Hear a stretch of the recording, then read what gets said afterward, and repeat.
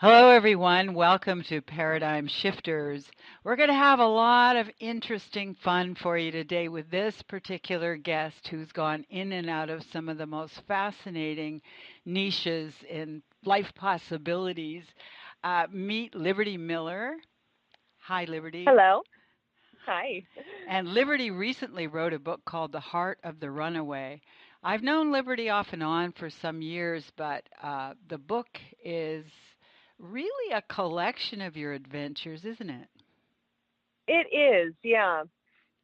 How did you start off being such an adventurer? And I know you had a big trauma when you were a teenager, right? Or was it when you were in your early 20s? When I was a teenager, I was 16 and my brother was murdered. Okay. Talk a bit about the murder. Yeah, like I said, I was 16, and it's hard enough to be a 16-year-old girl, but then you throw homicide into the hormonal mix, and it just makes it that much more difficult. I was raised in a very small town in Oregon, and my father was not around, and so my older brother was everything to me. Hmm. My brother, my dad, my best friend, he was everything. And when I was 16, he was murdered on his 21st birthday Oh by my three of our gosh. friends. By three of his friends as well? Yeah, yeah. I mean, like I said, small town, so all of us were friends. We grew up with these three guys. Hmm. And So, why did they murder him? over drugs, over Oh. marijuana. Over marijuana. Oh my gosh, that's even Yeah, worse than yeah. any drugs are probably very difficult, but over marijuana, especially these days, you go, "Oh my gosh." It, yeah, this was back in the day before it was legal, and the Hmm. guy that killed him, the one that actually pulled the trigger, was growing a pot plant in his bedroom at his parents' house, and the plant got stolen, and for some reason he thought it was my brother, so they killed him, and then it turned out that it was not my brother who stole the plant. Wow. What happened to the young man who shot him? He's in prison in Oregon. He got 25 years, so he will be up for parole in about 3 years, I believe it is. Or did the And other then the fellows other as two, accomplices, did they also get nailed?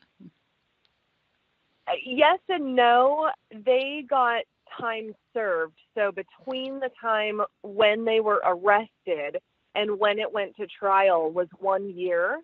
Hmm. And so they got time served. So they both did 1 year in county jail and then were released. Oh wow. How do you feel about that? Well, for a long time, I was upset about that.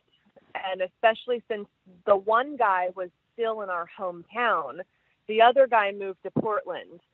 But the one that was in our hometown, we actually, my family and I ended up forgiving him and kind of adopting him. And he is part of our family now. Oh wow. That was pretty Yeah. powerful, wasn't it? It was. It took me a long time, about 5 years, to get to the point of forgiving him. But I got there, and now I love him dearly. He's definitely a brother to me now. Hmm. It's been that supportive older brother.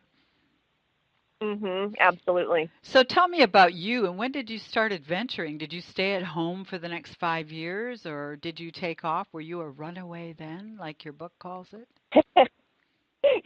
Well, I have always wanted to be a runaway. Even when I was a little kid, I would always tell my mom that I wanted to move somewhere else, even if it was just the next town over. Hmm. I wanted to always just go. And I didn't really understand why I had that feeling or what that feeling was. And when I was in fifth grade, my grandparents took me camping on the Oregon coast. And next to us was this couple that lived in a converted school bus.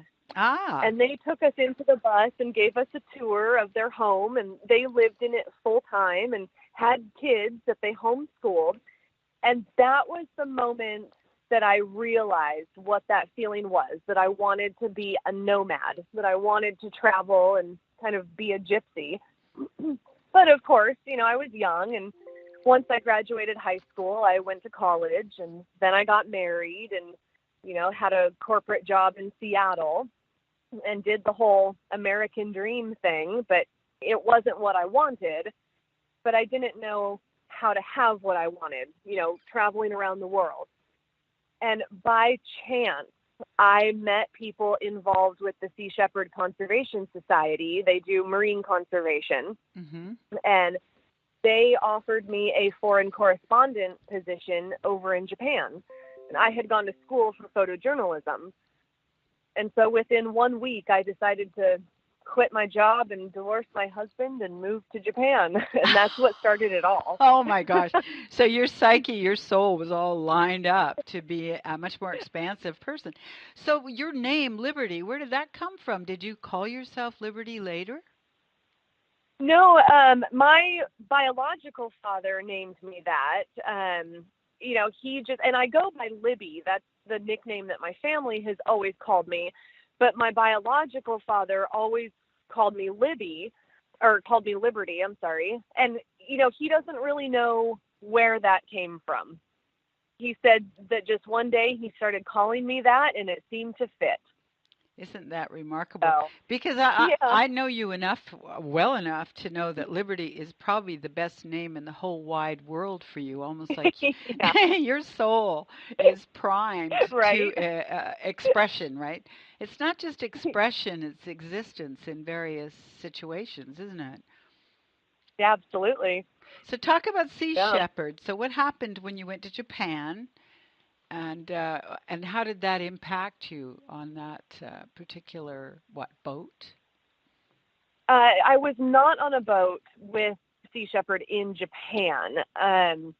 In Japan, I worked at a place called The Cove, and there is a documentary about it that won an Academy Award in 2009, Wow. and it's about a dolphin slaughter that happens at The Cove. Mm-hmm. And so that was a land-based campaign with Sea Shepherd. It changed my life in so many good ways and so many bad ways. As you can imagine, watching dolphins die on a mass scale every single day really messes with your mind a bit. Mm-hmm. And What to year top was it this? all off, And did you stop that? I mean, did you people get the opportunity to stop it? What year was this, Liberty? this this was 2010 and 2011 that I Okay. was over there. And no, it has not stopped. It is still happening, you know. Well, so you're saying that it still goes on. The dolphins are still being slaughtered, and I have heard of many people going there to try and stop it. Yes. Oh, it's a huge campaign now. There's numerous organizations that go over there every year and try to stop it. What It about the happens Japanese every people? Do the Japanese people complain about it too? some of them. Hmm. Yeah, some of them do. I did work with several Japanese people while I was over there that were against the slaughter. Hmm. So from So, there, where but it did you still go? happens. So you were there for like a year and a half or 2 years? Oh no, I was only there for 4 months. Okay. And then Yeah, because of my visa. where did your adventures take you So, from there? well, after that, I stayed with Sea Shepherd, but I joined their flagship, the Steve Irwin, in the Hmm. Mediterranean. Oh, good. So, What was yeah, and that traveled all like? around the Mediterranean. Whoa. Hmm. What were you Yeah, doing it was there? great. So what was your ship focusing on? In the Mediterranean, it's the tuna poaching. Okay. So they, down towards the northern part of Africa, they poach the bluefin tuna, Mhm. which is an endangered species. So we were down there trying to stop the poaching of the bluefin tuna. And how did you do? Pretty good, actually. It was a very successful campaign. Um, they ended up, after I left the ship, Sea Shepherd ended up cutting nets and releasing 800 tuna. So, Wow. Wow. yeah, so that So was, what happens? Is I there mean, they got in violence trouble for it. around this? Governments getting mad? I mean, what happens? Is it very violent? Oh, absolutely, yes. As you can imagine, the people who are hunting these animals don't like Sea Shepherd. Mhm. Yes, true. So it's pretty hostile. They don't like us at all. There were a few days when I was on the ship that we had some pretty intense interactions with the tuna poachers, and chasing each other around in boats, and they were throwing things at us, and Wow, it's pretty it gets scary. very heated.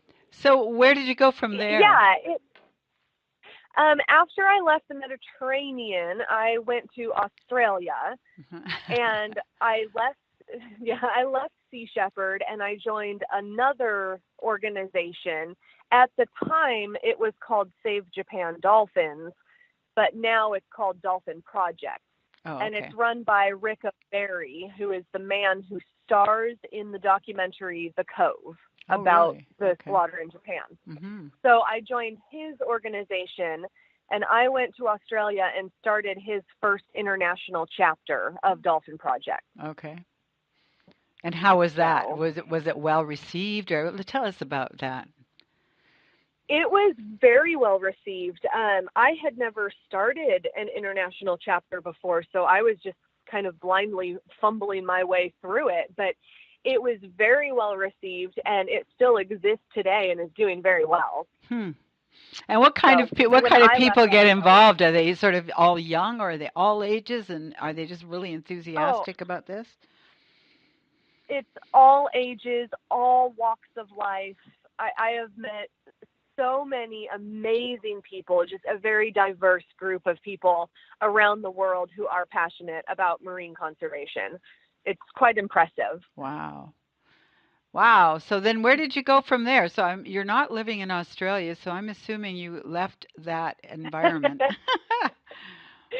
I did leave. I had a 1-year visa in Australia. So when that expired, I turned over the chapter of Dolphin Project to some Australian citizens. And then I left and went to Amsterdam and joined another group called Blackfish.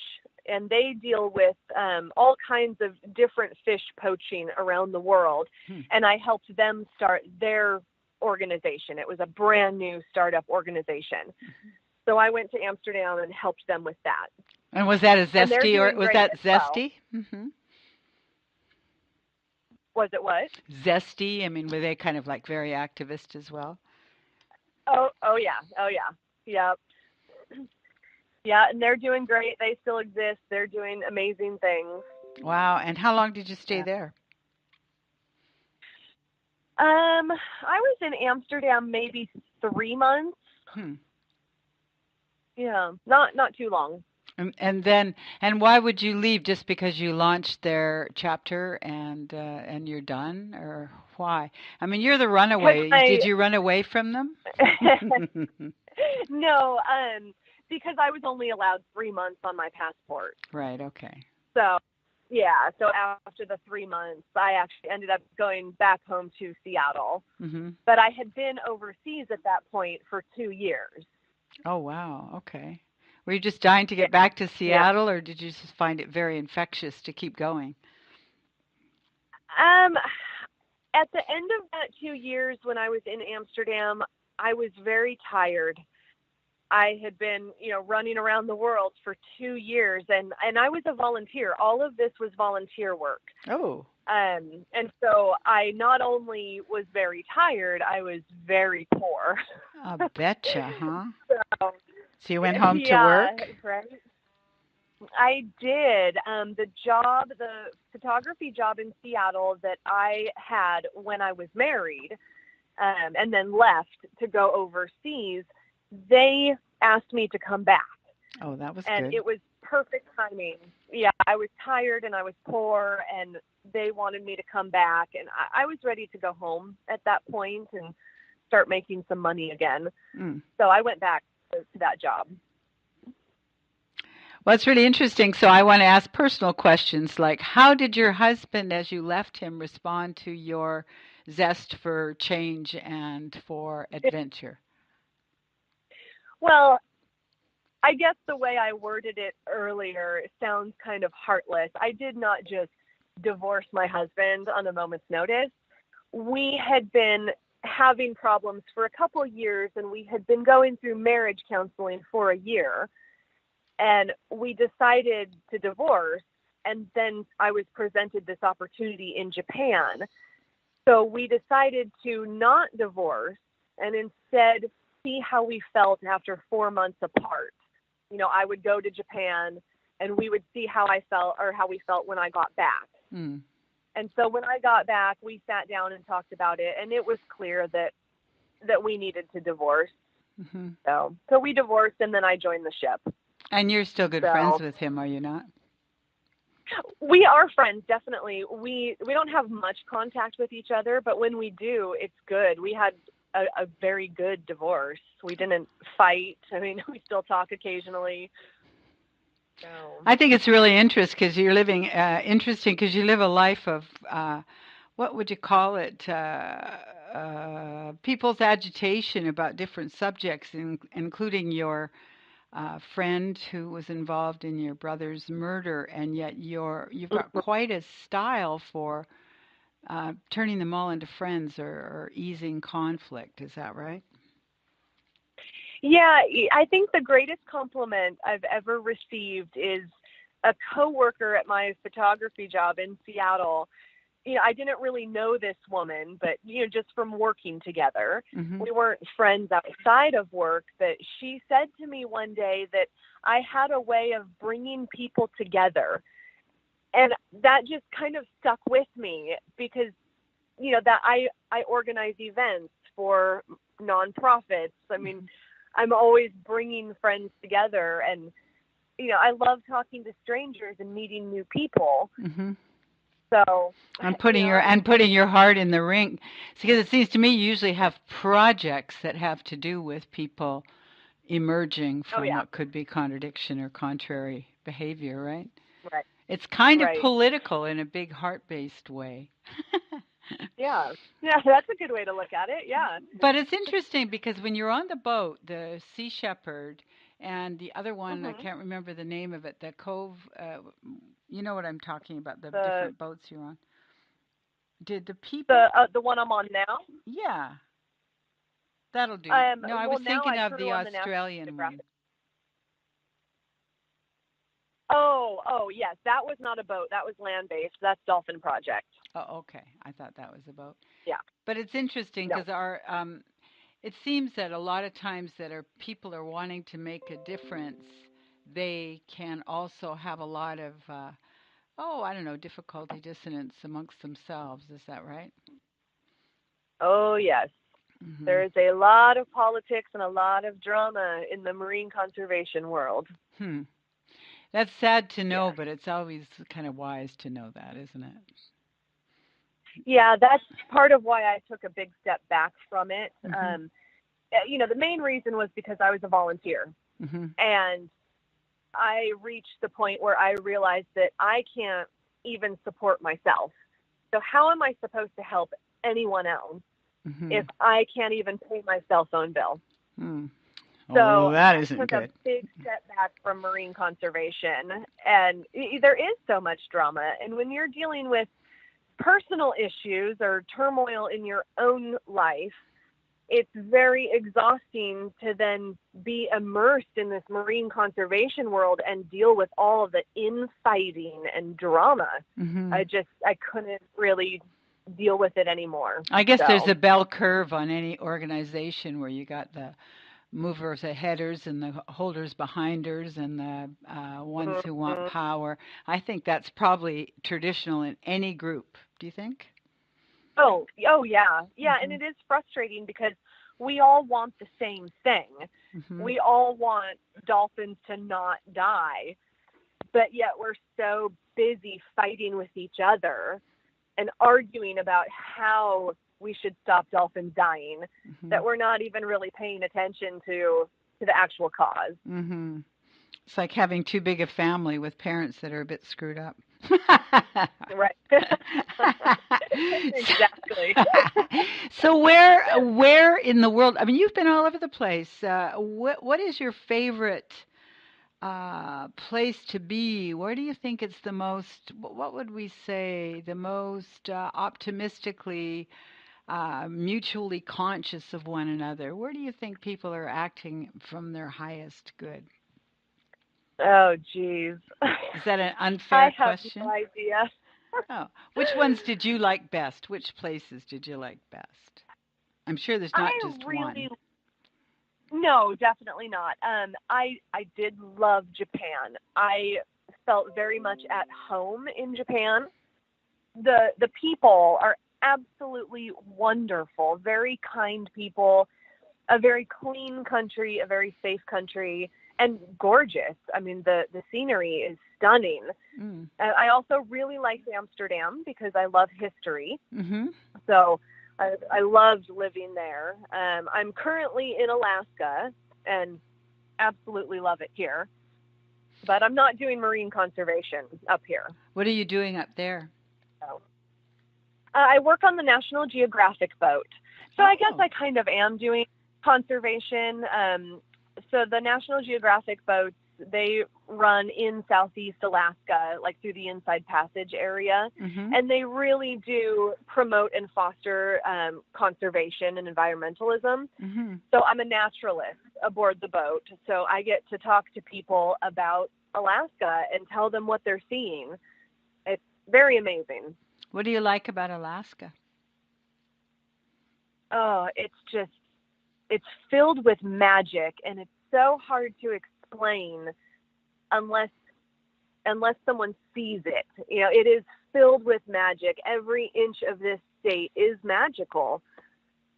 I mean, it's majestic and pristine. You know, it's kind of its own little world. We're so far away from the lower 48 that it is almost its own world. And does it attract eccentric people? I've always thought it does, but I don't know. Oh yeah. Oh yeah. It definitely does. Alaska is the place where people go to run away from things. Mm. You mean Either from the in a Great good way Western or a bad systems? Oh yeah, okay. way. Yeah. Yeah. So would you stay there? I don't think you'll stay any particular place for the rest of your life, will you? I don't know. I have reached that point again in my life where I am tired, Mhm. and I have been thinking about staying the winter here in Alaska. Mhm. I haven't decided yet because I'm not sure if I know how to stay. But You Alaska mean winters, having a job and so on? right, and just staying in one place. Mhm. But Alaska is the type of place that if I decide to stay for the winter, then I'm committed because there's so much snow. I can't just drive out of here if I want to. And So which town are you near? Are you near? Let me see. I should be able to figure that out. I am in a town called Seward, Seward, and that's it. it's about 2 hours south of Anchorage. Mhm. And it's So pretty it's dark on the in the Kenai winter. Peninsula. Okay. Oh, lots of snow, lots of ice. We're right on Resurrection Bay, Uh-huh. so it gets very icy, very windy, cold, snow. Do you Oh mind yeah, do you the whole mind nine that? yards. Uh, I don't mind it if I don't have to drive in it, Mhm.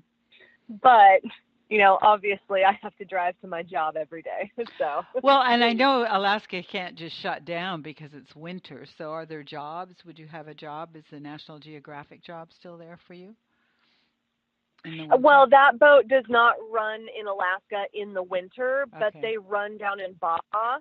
So I would be flying down to work. So I would be away from Alaska for several weeks at a time. Well, going to the Baja in option Oh of being yeah, in the cold and I think that's a wonderful balance. Good on you. absolutely. And so I also know this. I mean, I'm really proud of you that your family had the courage to befriend this fellow that was involved in your brother's murder. And have you become Thank you. friends with the other fellow who's still in? I think there's one other one, right? That is still in jail, in prison. I have not. I mean, he and I grew up together, so we do know each other, but we have not seen each other since he went to prison. Okay. And that's something that's been on my mind recently because he is up for parole in a couple years. And I have been contemplating reaching out to him. And I don't know which direction I'll go yet. It's a very scary thought to talk to him and potentially go visit him in prison.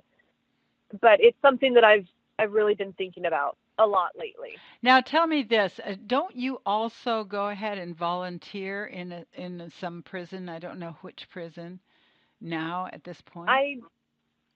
I do, yes. There is a maximum security prison for the state of Alaska here in Seward, and I have been volunteering out there since May.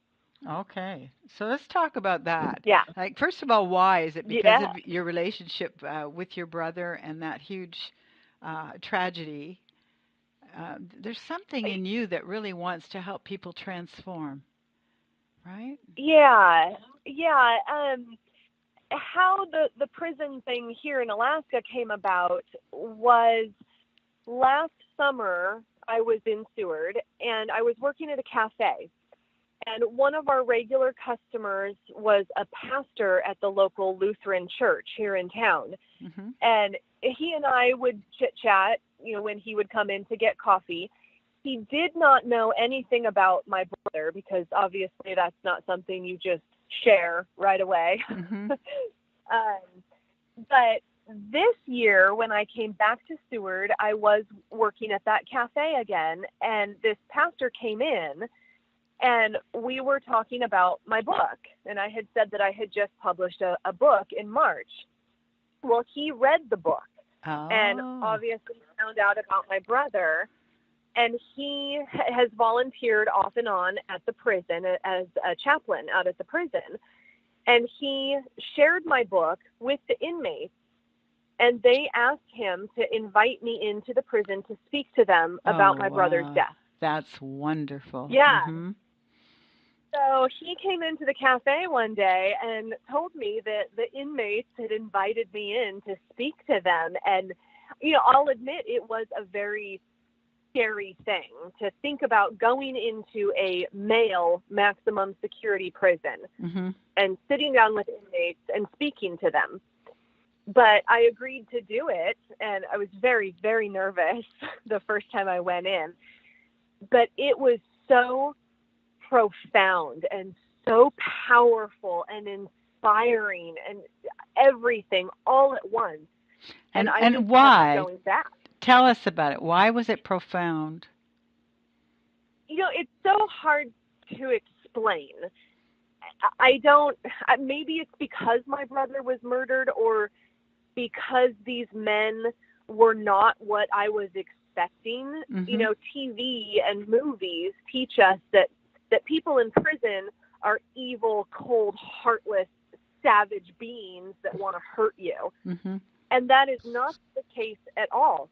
These men that I work with out at Spring Creek, it's called Spring Creek Correctional Facility, the men that I work with are so kind and have the biggest hearts, and I feel safer and more respected and more cared about in that prison than I ever have at any bar or even walking down a street. Wow. And this is maximum security?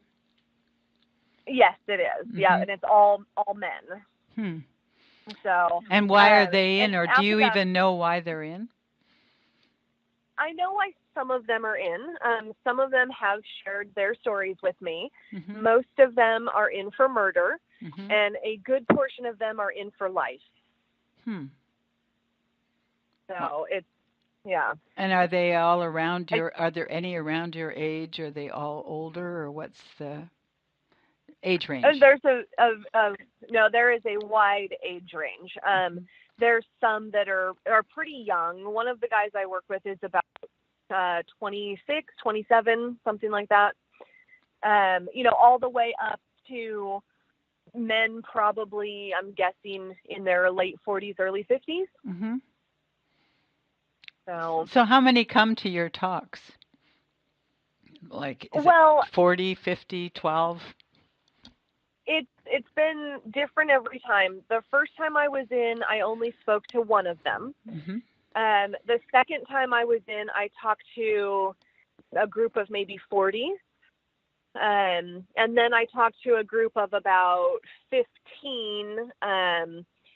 But now I'm a part of groups that the inmates have started. Like I have joined the addictions group, which is like, like rehab in prison. Mm-hmm. So I'm a part of the addictions group, and there's maybe 20 of them. And I go, and it's not just me talking to them. Like, we all go around the circle and share our story. Mm-hmm. So I'm just part of that group. Yeah, and I work with the restorative justice group. And what's restorative justice? What is restorative justice? It's a really fantastic concept that focuses on reform instead of punishment. Instead of just locking these guys up and throwing away the key and treating them like animals, it's about using the time that they have in prison to make them better people. And this is a group that the inmates started. It is a nationwide concept. So a lot of prisons in the country have a restorative justice program. But Spring Creek is kind of taking that one step further.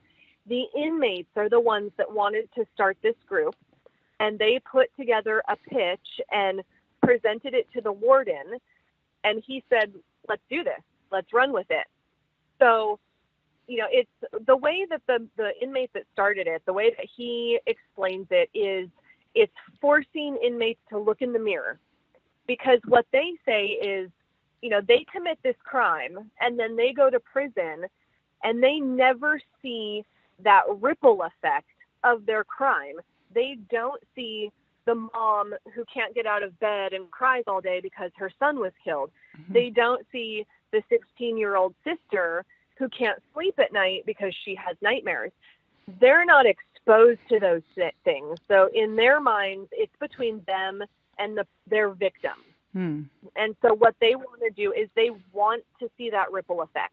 They want to see how what they did affects not only their victim, but the victim's family, the victim's friends, the community where it happened.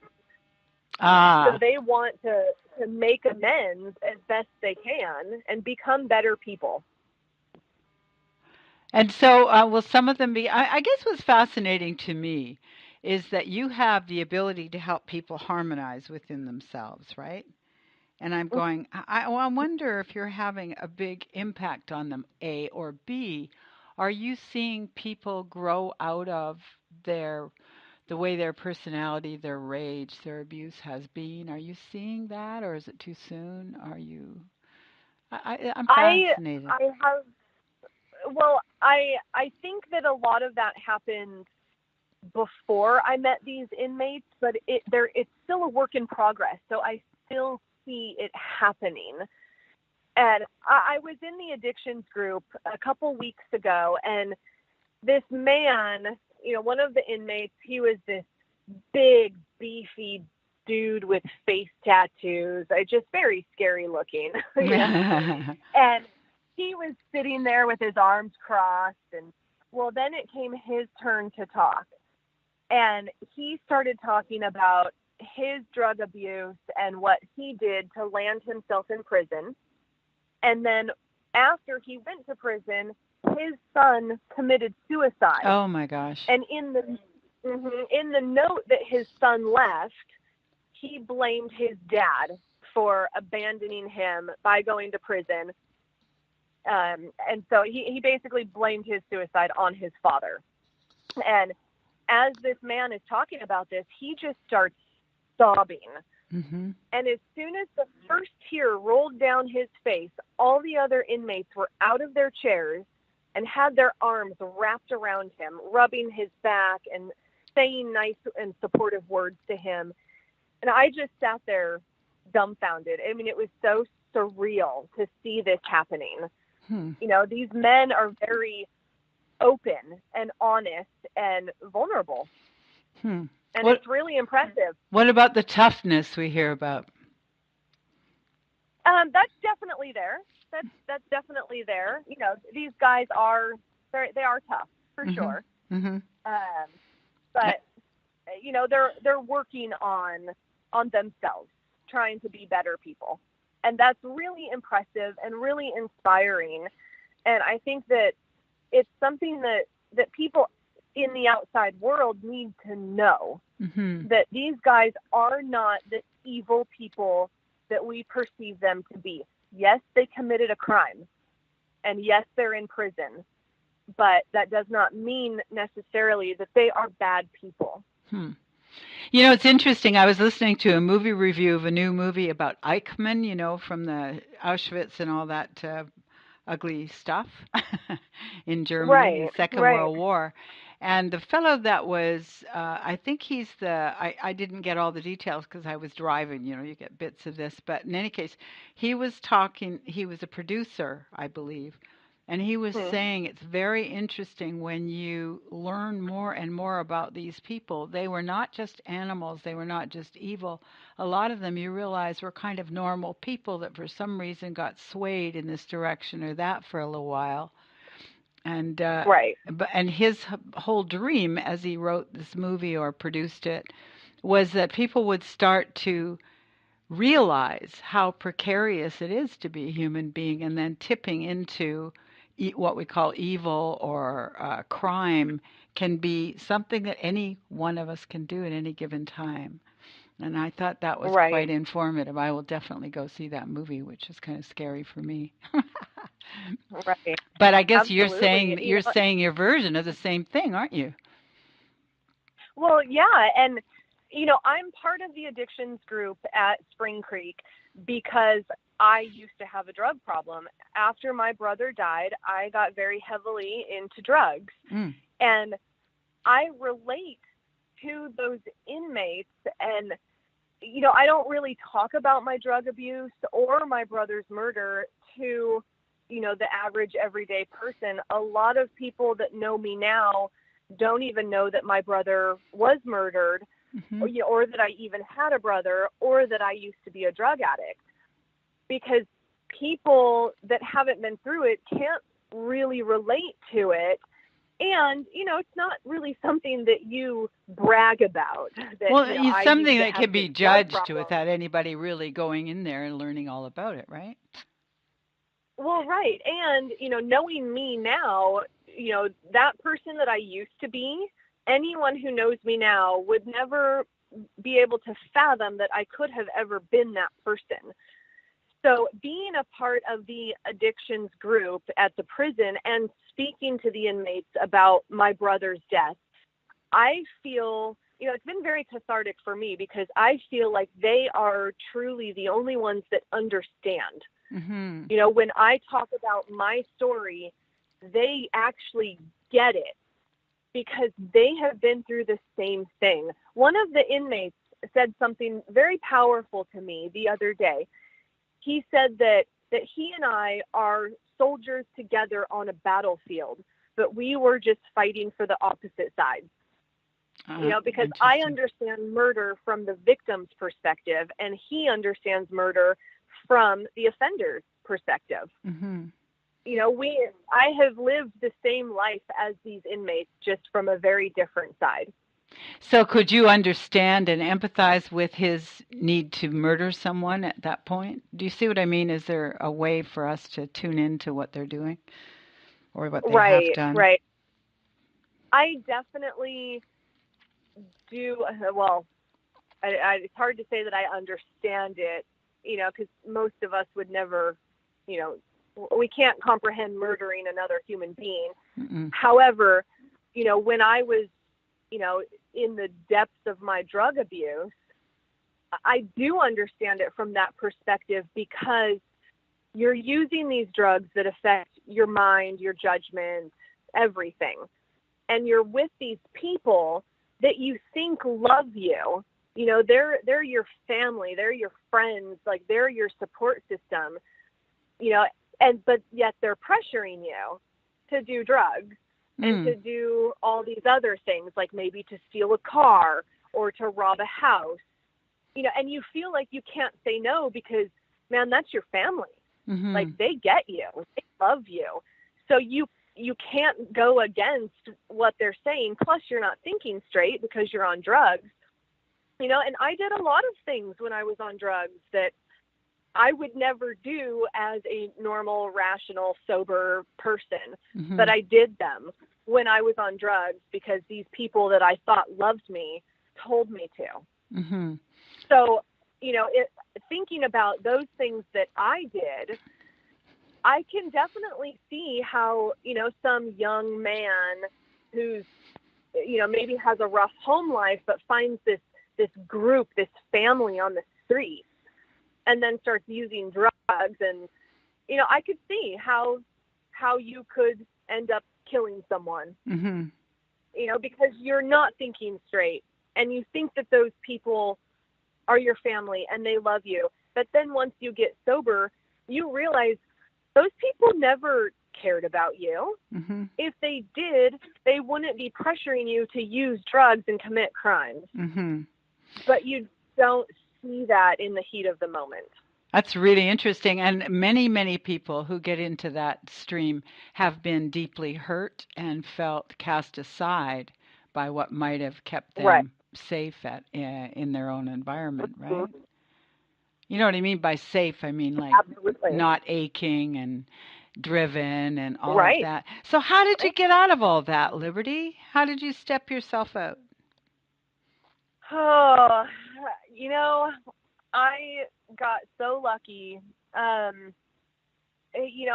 My parents were really fighting for me, Mhm. and I really credit them with my survival because, my mother had already lost one kid. Mhm. She was not going to lose another one. So she really fought for me. Hmm. And obviously, I did not appreciate that until later. But, I had people that didn't give up on me. But I think the moment that I really changed was I had a bad night and I had overdosed. And the next day, my brother's best friend told me that my brother had told him that he would give his life if it would keep me off drugs. Oh my. And yeah, that was the moment when I realized that I was a horrible person, that I was ashamed of who I had become, and that I needed to be different. And I was tired of being angry and bitter and burning bridges and hurting my parents. And so I just stopped. And yeah, it was a struggle. It still is a struggle, especially with alcohol. I don't drink at all, but there are times when I have and when I've really wanted to. So it's a constant battle, but it's worth it because I'm a better person now. Well, what And are your that person that goals? When you talk about this, I go, are your goals to grow, to transform, to be creative, to cover the world? What are your goals? Because you've got some. yeah, I don't know if I could specifically put it into words. I want to help people, and I wrote my book because I want to help some other 16-year-old girl who is out there and going through whatever she's going through that is out of her control and feels alone and lost. Hmm. I never want anyone to feel the way that I used to feel Hmm. because it is a horrible feeling and nobody deserves that. And so I wanted to share my story and my brother's story with the world in the hopes of helping someone else and making them see that they're not alone, no matter how alone you feel, Hmm. no matter how far down to rock bottom you have fallen, you have the strength to come back up, to pull yourself out, to make yourself a better person, and to rebuild. I think And, there's another those thing that times you're of good at that you need to talk to us about too, which is forgiveness. What role do you think forgiveness has to play? it's so powerful, on the big scale, on the small scale. Forgiving the man that was involved in my brother's murder was the beginning of it all. Yeah, and that was very hard for me. Like I said, it took me about 5 years to Hmm. finally forgive him. Um, but and not only that grand scale of forgiveness, but the small scale too. Forgiving people who have hurt you in the past. Maybe exes or friends that have hurt you on some scale. Not being bitter over that, forgiving them and moving on with your life, because that bitterness, it will eat you alive. Hmm. It won't And it allow you to ruins move on, will it? no, not at all. And that feeling of forgiveness is so liberating and so powerful. Even if that other person doesn't know that you've forgiven them, if you don't have contact with them anymore, they've moved on with their life, just knowing inside that you have forgiven that person. And if you run into them on the street, that you can hug them and genuinely ask them, how's your life? Like, I care about you. How are you doing? It's a powerful feeling. Hmm. I wonder, when you're talking about addictions, I'm just musing out loud here, Liberty, but it just seems to me that forgiveness is probably key to getting over addictions too, self-forgiveness, that sort of thing. Oh, absolutely. Hmm. Absolutely. And you're right. It is that self-forgiveness, and that's what the inmates are working on at Spring Creek here in Seward, is that self-forgiveness, learning to forgive themselves for what they did, because a lot of them, they're not really allowed to have contact with the victim's family, Hmm. or that victim's family hates them and wants them to die and will never forgive them. Hmm. So learning to forgive yourself when there's anger and hatred directed towards you, that takes a lot of strength and a lot of courage. And I'm seeing these men do it every time I go in there. And it is so profound. So you're going to keep doing this work, aren't you? Oh, absolutely. That's why I'm thinking of staying the winter here, is because I just can't imagine not going into the prison all the time. Well, if you Sounds should leave, bizarre, doesn't it? will you continue and go to other prisons or? The warden had mentioned maybe trying to get me into some other prisons around the country. I definitely am open to that. For now, I would like to focus on Spring Creek, just Hmm. because I have built a relationship with these men. So I would like to focus on this prison for now, but I'm definitely open to other prisons. One of the things about you is you're not imprisoned by the status quo in a lot of ways. I know you're a Mm, really good person, but you see what I mean? You're not, it sort of makes me smile. I go, now she's not imprisoned by the lifestyle, which many people are. right. So let's talk again about your book and how people can buy it. And I think it ought to be a movie, frankly. Oh, yeah, that would be great, actually. Hmm. Let So me know if you know how to make that happen. yeah, I don't, but I do know some people that are in the biz, so we could probably throw it out there. But Yeah. I really feel like your light is such that you're going to touch a lot of people. How can they buy your book? And it's called, what is it called? The Heart of Runaway, of the Runaway. The, yeah, The Heart of the Runaway. It is available on Amazon, in either print form or Kindle. Mm-hmm. And then I do have it in several bookstores. So it's in the bookstore here in Seward, Alaska.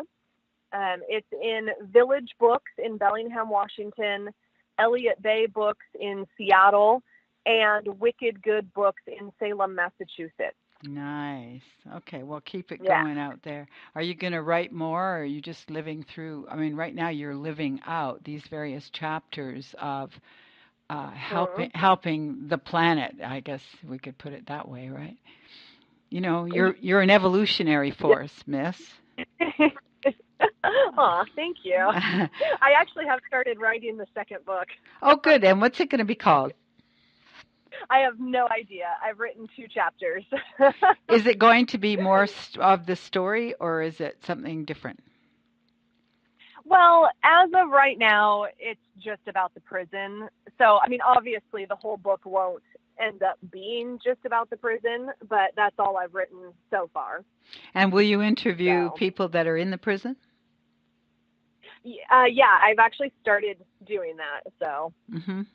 yeah, so we'll see. I mean, I have no idea when I will finish it. It took me 20 years to write the first one. Hopefully it doesn't take that long for the second one. Did you start it But I 20 also, years earlier? Did you start it a long way back? I did. I started it when I was 16, when my brother died. Wow. Yeah. Yeah. I mean, I've worked on it off and on for 20 years. Wow. So there would be times when I would go years without even looking at it. So, Well, tell me but this. Are I you going to also, jump back into the marine world as well, the ecology and saving the planet and the animals and sea animals and so on? well, I've always been, even though I've taken a step back from that, I've always been involved, on a small scale, kind of from the sidelines, behind the scenes. And I always will be involved in that because I am so passionate about it. Mm-hmm. But I don't see myself, getting as involved as I used to be. Okay. I mean, right now I need to focus on myself, my life.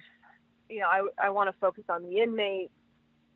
So, And yeah. they really appreciate your influence, don't they? Tell me this. Do you teach them meditation or anything? Have you done that? I don't. They do have yoga classes. Good. I don't teach them. Mm-hmm. They do have yoga classes. So, Well, I think yeah.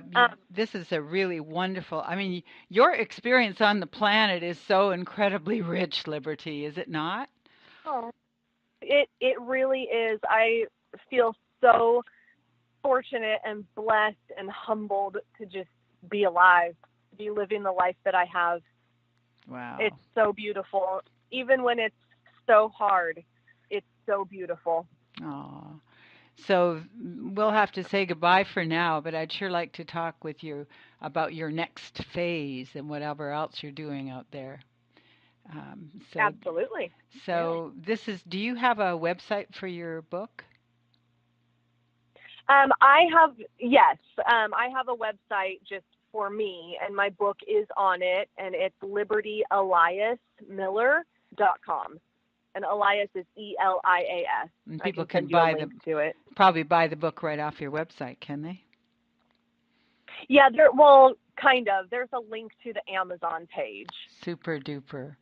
Well, I thank So, you so much for the time you're spending with us today. And I really, your whole message is so heartfelt. Your whole life is touching, isn't it? thank you so much. Yeah, I am so grateful that you asked me to do this. It means a lot to me. Well, it means a lot to me too. And so thank you so much for being a paradigm shifter. And this is Veronica Entwistle saying, look up Liberty Miller, libertyeliasmiller.com, and get hold of her book, The Heart of the Runaway. Wow, what an adventure your life is. So thank you so much for listening and be in touch. This is veronicaentwistle.com.